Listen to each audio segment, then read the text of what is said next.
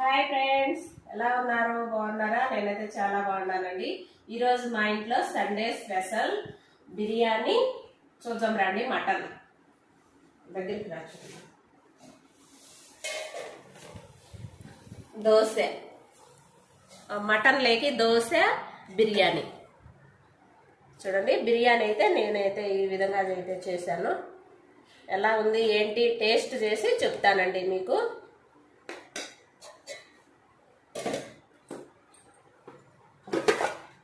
ఇదైతే యాటకూర అన్నమాట, మటను.